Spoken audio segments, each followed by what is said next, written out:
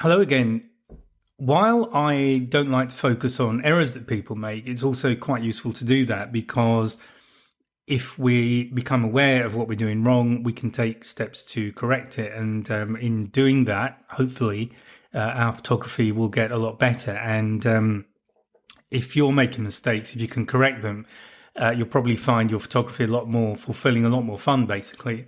So in this podcast, what I thought I would do is talk about some of the most common mistakes that people make. So I've got a list of 13 here. So I'm just going to talk through them one by one.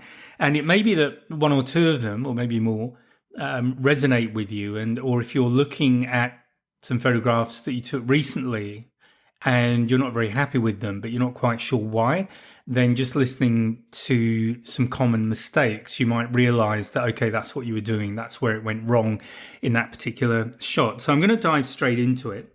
And the first one is poor composition. So I've got three things I'm going to talk about in regards to composition. And composition is one of those subjects that I could do easily do a whole podcast on, and I've done webinars on composition as well.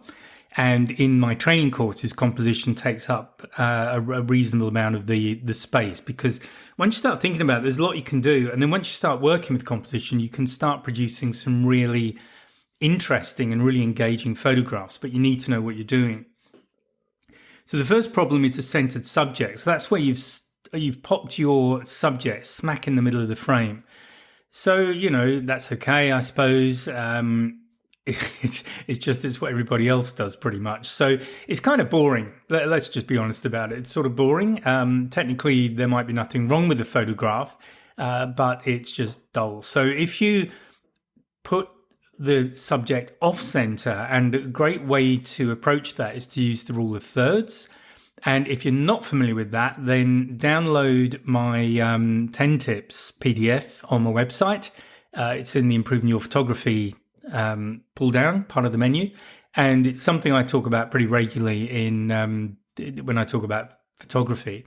So the rule of thirds is just a much better way, I think. I mean, it's all subjective, but in my opinion, it's a much better way of positioning your subject, because you've now got extra space. You've got this space you can use in the image, and you can use it to add information. You can use it to add atmosphere. It starts to open up a lot of possibilities. So if you are taking all your photographs with your subject dead center, just look up the rule of thirds, download my PDF. It's all free, and just experiment with that and see how you go with that. The next thing is a cluttered background. And what I mean by that is just there's stuff in the background you didn't want in there, or there's stuff in the background that's just distracting. Because the whole purpose of good composition is to draw the viewer, take them on a journey through the frame, maybe from one edge of the frame through to your subject. And all the time they're on that journey, you're telling them something more about your subject. That's maybe getting a bit advanced in the composition, but it's certainly what you don't want to be doing is have a photograph where your subject's there, but so's a whole load of other stuff. And somebody just looking at that image has no idea what they're supposed to be looking at. So an example of that is where the background is a nice sharp focus, as is your subject, but there's no real way to differentiate either. So popping your background out of focus is one good way of doing it. And this is why I talk about becoming a visual storyteller, because what you're doing is before you press the shutter button, you're having a very good look at what's in the frame, whether it's through the viewfinder or on the screen at the back. You're looking at every aspect of that image. So you are concentrating on composition. You're very aware of what's in the background. And there are other factors which I'll talk about in this podcast that you are also bringing in before you press the shutter. The final thing I've got on the list here is crooked horizons. Now, these may or may not be a problem. Generally, they are because they tend to be a distraction, and particularly if you didn't mean to shoot them crooked.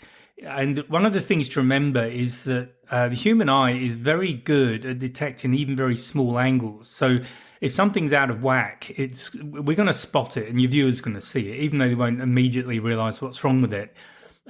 Something is going to be wrong about that image. So that's kind of one side of that coin. The other side is that you might want to do that deliberately. And this is something I learned when I was training to do top-end professional portrait work. And the photographer I was working with there, she would deliberately shoot at an angle, especially if what was in frame included a lot of parallel lines. So rather than lining everything up so that any vertical lines were parallel to the side of the frame, and any horizontals were parallel to the bottom of the frame or the top of the frame, she would deliberately introduce an angle. And that might be, let's say, 30 degrees. So it didn't have to be huge, but it was definitely there. And the reason for doing that is it just makes it a bit more interesting. And I'm going to go back to a definition I've used before, if you've listened to me yakking on about this stuff before. And that is that the longer somebody spends looking at the image, the better it is. That is, and what I mean by that is that they're really engaged by the image. They're looking into it, and as they look, they see more things. Not that they're trying to work out what the subject is. That's not a roaring success. So these are just three thoughts on composition. We've then got exposure, and that's either under or overexposing your image.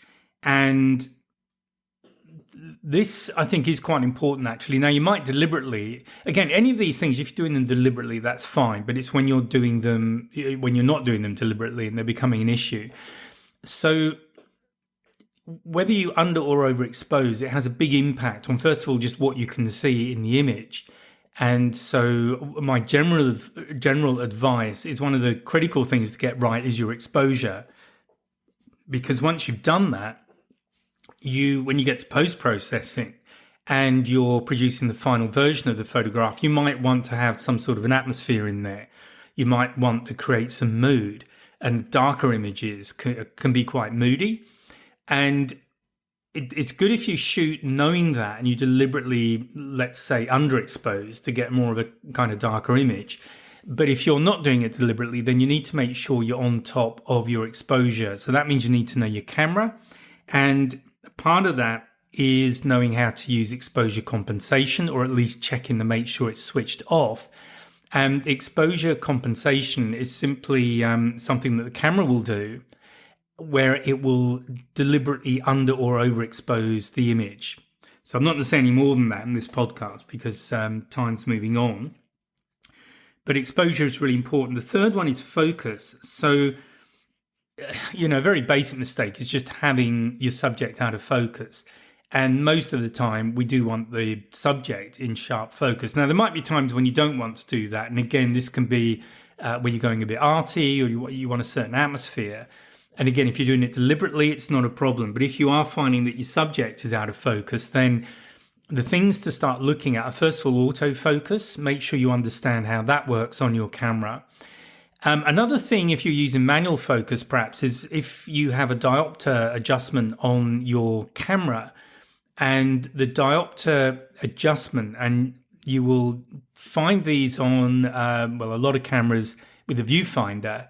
And the idea behind them is that if you don't have 20/20 vision, if you have to wear glasses, it means, in theory at least, that you can take your glasses off, set the diopter adjustment to match what your prescription would be for that eye, and then when it looks sharp to you through the viewfinder, everything's sharp. However, if you've got that wrong, then if it looks sharp to you through the viewfinder, the chances are you are out of focus.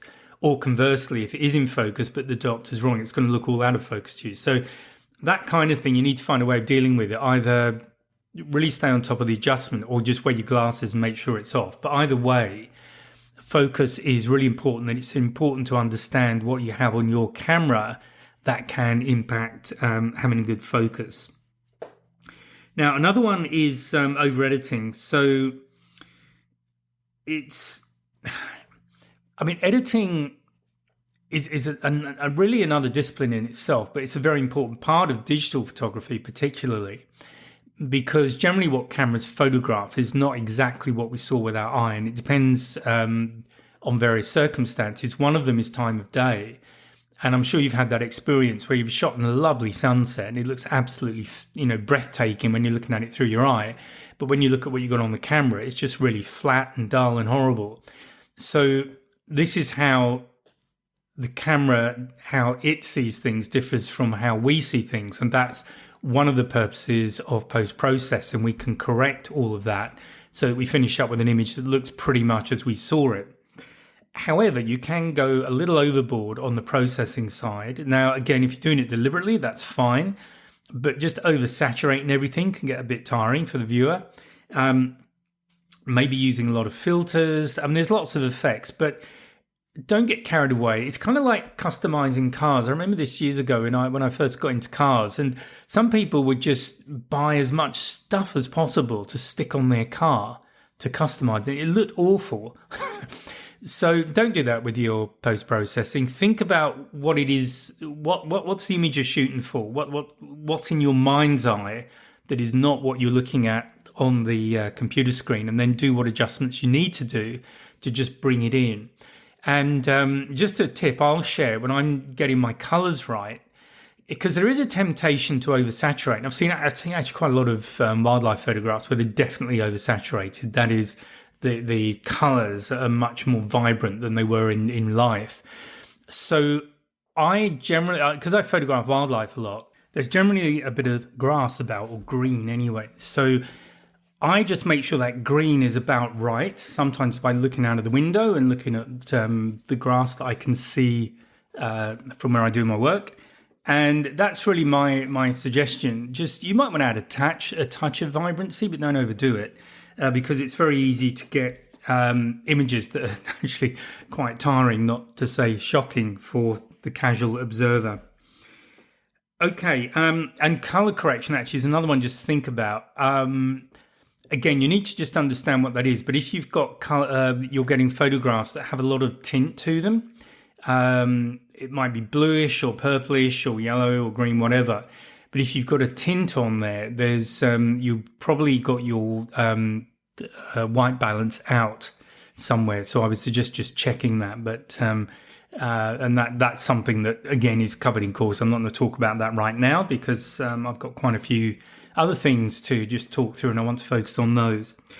But that, if you have got really odd colours, then that's something to just check out. Using the wrong lens. Now, this might not sound a big deal, but it is important, and particularly if you're doing things like portraits, because if you use a wide-angle lens on a portrait for somebody, what happens is lenses have their own characteristics, and they're focusing the subject, and they're focusing multiple subjects, basically. They're at different distances away from you, depending upon what's in the frame itself. And so you get with telephotos, let me just talk about telephotos for a moment. You get a kind of compression of perspective. And what I mean by that is, if you've ever seen an athletics meeting and there's a bunch of runners and they're, doing 400 meters or something. So they're jogging along, and somebody has got a long telephoto, maybe 200, 400 mil, whatever it might be. And really, the longer the lens, the more this effect is obvious. But you don't know what lens they're using, but they're shooting down the straight, and you can see the person in the lead, and then there's someone who looks to be right behind them, right on their shoulder, almost the same size.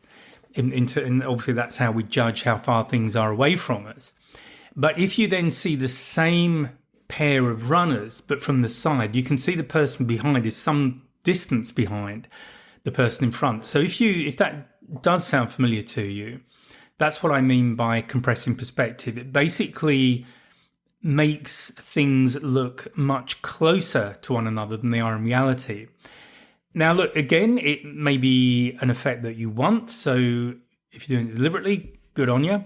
But where this becomes much more of a problem is if you start shooting portraits and you're using the wide angle, because you get kind of the reverse effect. And that is, you get an exaggeration of features in this case, if you're taking a photograph. So if I was to take a photograph of somebody with, let's say, 28 millimeters, just to throw a number out there, and it will depend on one or two other factors too, but just to give you a rough idea. And I wasn't very far away from my subject, because the closer you are, the more pronounced the effects get with a wide angle lens. The chances are their nose is going to look huge, and then the rest of them will kind of recede back. So where their eyes are, their ears are particularly, and all of that. So basically, what I'm saying is, to put it in a sentence or two, is that lenses will distort the reality of what they're shooting. So what you get as an image in your camera is a distorted version of what the camera is pointed at through that lens. And it is good to understand a little bit about those distortions, because that way you can choose which lens is most appropriate for the subject you're working with. And the extreme of that are these really short focal length fisheye lenses, I don't know, 8mm, 14, something daft like that. And I'm sure you've seen those pictures where they're pretty much circular. And that's okay, because generally when people are shooting with those, that's exactly what they're going for. But you do need to be aware that with the more regular focal lengths that you're likely to come across, they do have an impact on how that scene is distorted when it reaches your sensor or your film plane. And obviously the other thing about using the right lens is making sure you've got what you need in the frame. And again, so wide angle is good if you've got a lot of stuff to get in, but you can get, again, distortions on the side as well, because you will begin to curve straight lines the nearer to the edge of the frame you get. And obviously telephoto, you can struggle to get everything in that you want. So choosing the right lens is actually quite important. And something I did when I was doing portrait work, I bought myself a 28-300 lens for my Canon. It was quite an expensive lens, and I don't see it around that much. But it's kind of a super zoom as well, because it's more than 10 times. But the reason for having that telephoto, that range of focal lengths, is that I noticed that if I was taking a group shot of a family, and often there are young children around, the kids will sort of play up a little bit, and they might be pulling faces or doing whatever. And usually to get a group shot, I've got a wide angle of some description on there, but in order to capture that expression, I need to use a telephoto, getting really quick. So I found that lens was just brilliant for doing that kind of a shot. As I'm setting people up in a group, I know that the kids are going to play up most likely, and also I've been doing shots with the kids before I do the group shots, because I know that the kids are going to get bored really fast, so I tend to do them first. And so you get an idea of which ones are going to play up, but it means you are equipped to take advantage and grab those images that are the ones that the parents love, or the grandparents love, so the ones that, from a commercial perspective, you're more likely to sell. So do give a bit of attention to the lenses that you're using. Now, another one is being aware of light. So a common mistake is that people will hold off until it's really bright sunshine and then start taking pictures of everyone. That's not really that useful, because you've got very harsh light. So there's a few things you need to be aware of. To get your exposure correct, you've really got to be exposing off the thing that you want to see. So that's usually somebody's eyes if it's a portrait. However, if you are photographing portraits, if it's a very bright day, people are most likely to be squinting. Even if you've got the sun behind them, everything else is quite bright as well. So the chances are people are going to be squinting a little bit. Also, if the sun is overhead, or the light source, if you're shooting inside somewhere but it's very bright, is going to give you very harsh shadows. So there's going to be a very big difference between black and white, dark and light areas in the frame. So if you do want to shoot portraits, you're actually far better off shooting on an overcast day, because although the colours might not be brilliant if you're shooting in colour, and don't forget, you can always tweak them a little bit in post, but people won't be squinting. You're going to get the eye, and the more of somebody's eye you can see, the more you can connect with them. And this is particularly true in portraits, because we look at people's eyes. That's how we connect with them, or most of us do. Some people don't like eye contact at all for whatever reason. But that's the thing to remember with a portrait, that you want to make use of eye contact. Another one, actually, if you're shooting women, this is a broad statement. So I am totally ready to be shot down in flames. But as a general rule, women tend to prefer photographs of themselves where they're looking out of the frame to one side. So not looking directly at the camera, but looking off to one side or the other of the frame. So that's just a tip I'll give you there because I just thought of it. Basically, I just remembered it. And just another trick to think about, if you've got a flash or a flash gun on your camera, so these pop-up flash things, they are really fill-in flashes. And what I mean by that is that if you are photographing, let's say, a person and the background behind them is fairly bright, so that starts to put them into a bit of a silhouette, you need what we call a fill-in flash, which just lights them up.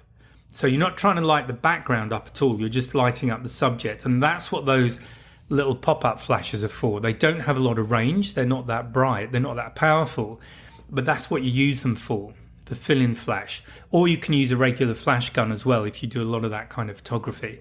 But if you are taking photographs of people in that sort of situation and you don't want the background burnt out, so if you expose for the person, let's say they're in a little bit of shadow and the background's really bright, then what's going to happen is if you expose for them directly, you're going to burn out the background because all that bright area will just sort of burn, you'll overexpose it basically. So that's one solution. But another thing, if you've got a pop-up flash, is just to use it as a fill-in flash. And that might give you, again, a more interesting photograph and a lot more depth to it as well. Okay, shooting in auto. Don't we love shooting in auto? So, yeah, you know, I know people who do that, and you're going to get stuff that's nicely exposed and all the rest of it, probably really boring. Because what tends to happen is when you're in auto, you tend to have everything in focus for one thing. So the camera is basically working to get you a good exposure and to focus on what you tell it the subject is, which is where you're pointing your autofocus point at. And if you don't know where that is, that's another thing that I teach you on photography courses. But they're pretty boring. And also, if you leave the factory settings, you're going to tend to, your autofocus point tends to be the center of the frame. And that's where you're also taking your light reading. So what people tend to do is they will get the subject in the center of the frame, the camera's focusing on them, it's exposing for them, and that's your photograph. So they're in the middle of the frame, which is what we spoke about earlier. So it is really advisable to get out of auto mode. And even if you just learn, you need to know your exposure triangle. I say this again and again, but people get a bit worried about it. They think it's very technical. It really isn't. It's just a relationship, and you don't need to remember all the numbers. What will happen is, as long as you understand the relationship between each aspect, so that's shutter speed, aperture, and the ISO, the sensitivity of the sensor that you're using, that you've set. Once you understand how that relationship works, you know what to prioritize, and certain numbers will start to pop out regularly, so you'll slowly get to know them. But you really limit yourself creatively if you only ever work in auto. And you're going to be, honestly, I can tell you this, we're all friends here, you're producing pretty boring photographs probably. Okay, the eighth mistake that people make is not checking settings. So this is, it's kind of lazy, honestly, but every time you pick up the camera, you need to just check the settings. And a very easy way to do that is to take a quick test shot. With digital, it is really, really easy. You just point at a subject or at something that is of about the same illumination as your subject is going to be. So if I'm out photographing humpbacks, generally there isn't one sat in midair so that I can, get my exposure correct off it and things like that.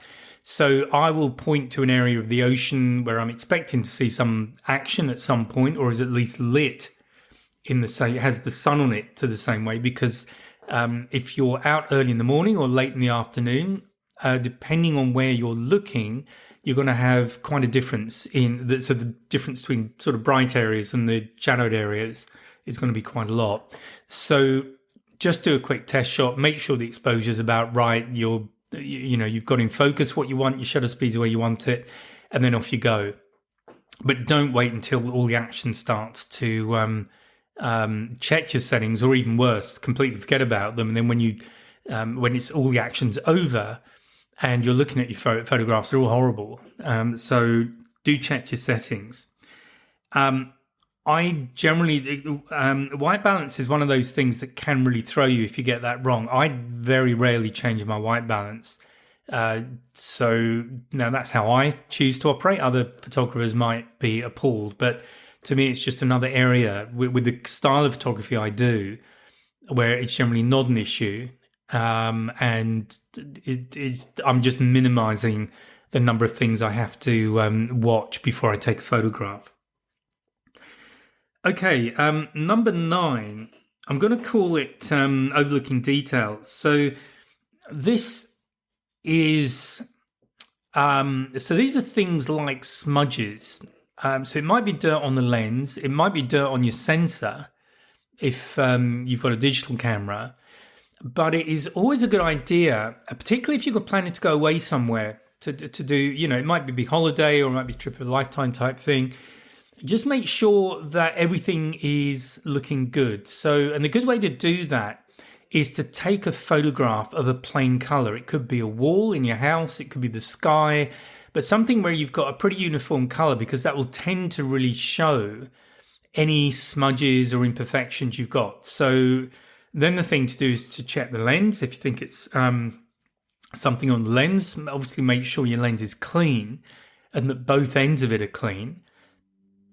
Generally, it's obviously the end that's open, so the end towards your subject that's most likely to get dirty. So just keep that clean. Always have a cleaning cloth with you, microfiber cloth and some cleaning fluid, so you can keep it nice and clean. But just make sure no dirt's got on the glass at the back of the lens, either the part that goes into the camera, connects with the camera.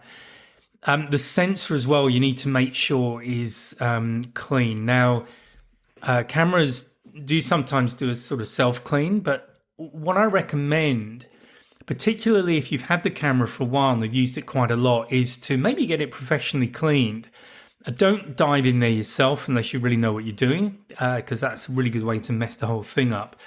But I do take mine to a professional camera workshop where they just do cleaning. If things are out of adjustment, they just square all that up for me. But I'll do that before I go away, mostly because the kind of photography I do, I'm in some pretty harsh environments for the camera. So there's generally a lot of dust about. It might get knocked, sometimes a lot of humidity or rain or whatever.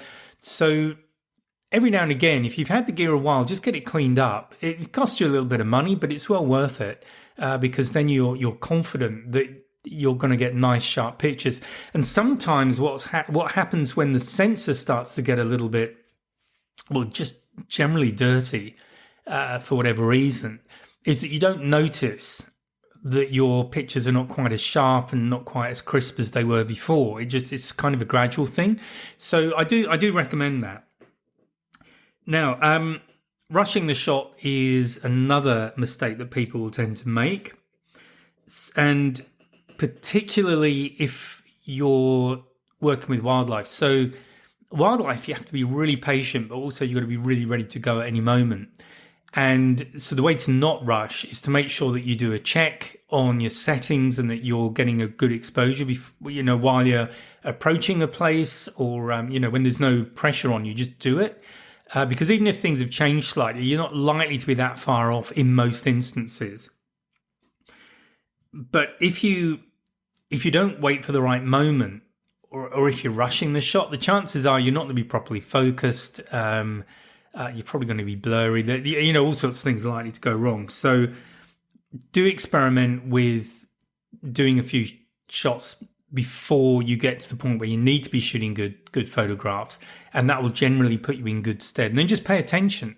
No chimping, which is apparently the term. I found this out a little while ago. That's the term that wildlife photographers use when they've taken a picture of wildlife doing something, and they're then looking at that picture on the back of the camera. Meanwhile, all sorts of more interesting things are happening in front of them, and they're not getting those shots in.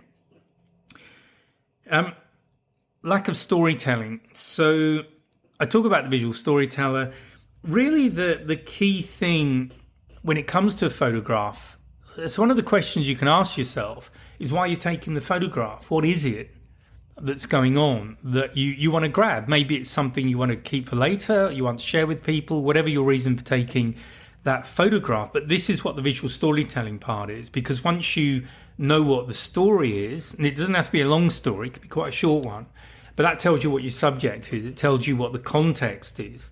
So do you need to pull back a little bit from your subject so you can see where the subject is, so that you can clearly see context? What's your composition going to do for you?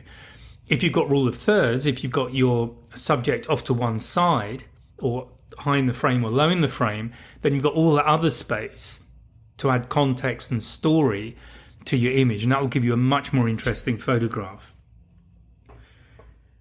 Shooting in low resolution. So that is, again, one of those things. I always shoot raw, and I always shoot the biggest possible picture my camera will handle. And the reasons are quite simple, in that I go as big as possible because it gives me a lot of detail. So I can get really sharp photographs, and I can even crop in, effectively digital zoom, and still have a nice sharp photograph. And the other reason for shooting raw is you've got full information. So when I'm editing, when I'm doing things like that, I've got the whole image there. If you shoot low resolution JPEGs, that's fine. The camera's going to operate pretty fast, and you're going to be able to get lots and lots of them on your memory card, but you're only going to be able to put them on Facebook or Instagram or something where you've got a low res image on a screen. If you try and do anything with it, because remember, JPEGs compress, so it's a compressed file format, and they do that to get the file nice and small, which is what you want if you want fast downloads on a website, images on a website, for example. But in compressing, you lose a lot of information. So that is a choice that I make outside of the camera. So once you've got a nice big image, there's absolutely no reason why you can't compress it down to quite a small JPEG, but you still have the large original there. And that's the important thing. So I recommend that you never shoot in low resolution. And it can be really upsetting if you've absolutely nailed a brilliant shot, but it's such a small file size that you can't do much with it. You can only stick it on Facebook or Instagram, but you can't do a nice big print of it because the detail isn't there. Okay, and then finally, number 13 is ignoring post-processing. So again, post-processing and editing, photoshopping, lightrooming, whatever you're using, it's a whole other topic, really. I mean, some people don't like to edit because they think it's unethical. I would argue that the post-processing aspect is as important a part of digital photography as acquiring the original image. And for that reason that I spoke about earlier with sunsets, if you've ever done that. So the ethical part of it comes back to what's your intention. If it's to deceive, I would say that's unethical. But if it's to try and represent the original scene as close as you can, nothing wrong with that at all. What else about post-processing? Well, it's an opportunity to correct errors, because sometimes you will snatch a shot and your horizon's all over the shot. The framing's off, and it's just an opportunity to recompose the image. So you can just straighten it up, maybe just shift the subject off to one side if it happens to be in the middle and you're not happy with that. So you've got those kind of things you can do. And then, of course, you've got the color manipulation, contrast manipulation, all that stuff, which can give you mood and atmosphere. So you can make a pretty ordinary shot suddenly really cool and moody and something that you really like. And so don't underestimate and don't write off post-processing. It is an important part of digital photography. And having said all of that, you don't need to spend lots and lots of time on it. I rarely spend more than a minute or two on my images, even images, well, the ones I work on often are the images I'm going to print. The actual post-processing part of it is literally that length of time. So I don't do very complicated stuff. Some people, what really floats their boat is to spend hours working on a photograph, but that's not me. So yeah, don't ignore post-processing, and you'll find that a lot of cameras these days, and also smartphones, will allow you to edit on the device, on the camera itself. I don't tend to do that. I like to keep my raw file as it is, the original, and then I'll edit on the laptop once I've got everything backed up and stored. But that's what works for me. Yeah, that pretty much summarizes what I wanted to talk about. So I guess just to run through them again, just to wind this one up. So the first thing I spoke about was poor composition. Then we looked at getting your correct exposure.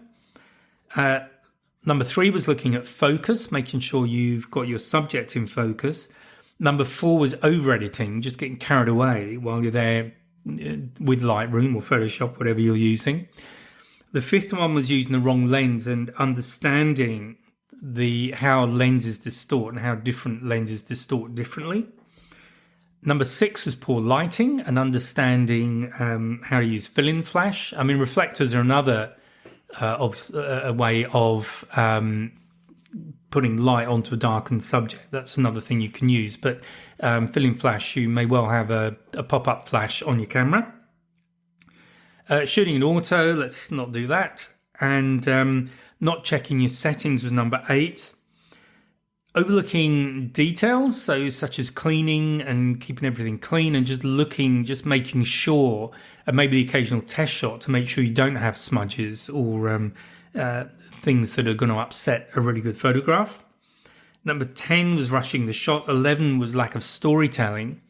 So again, the whole point of the storytelling approach is it makes you really look at what's in frame and think about what each aspect of what's in frame contributes to the overall photograph.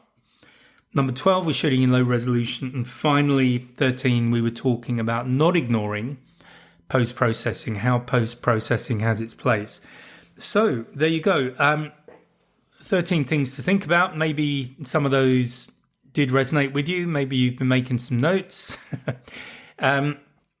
And again, I'm just going to do a pitch for the online courses. So there's one for smartphone, one for DSLR mirrorless, and anything you haven't understood that I've spoken about will be explained in there. You don't need to go there. You can probably YouTube it, but I do recommend particularly if you're starting out, or if you're not sure, or if you get a lot of errors and you just can't work out what's going wrong with your photograph, then do think about a kind of ground up photography course where you start, where the course assumes no knowledge whatsoever and you just start from scratch, get all the basics nailed and then work from there. Okay, so thanks for your time. Hope you've enjoyed that. Speak to you next time. Bye now. Oh, and one thing just before you go, please take a look at the 2026 wildlife calendar. That's available now. It's on the website. There's a link below the description of this podcast episode. So please take a look and I'll speak to you next time. Bye now.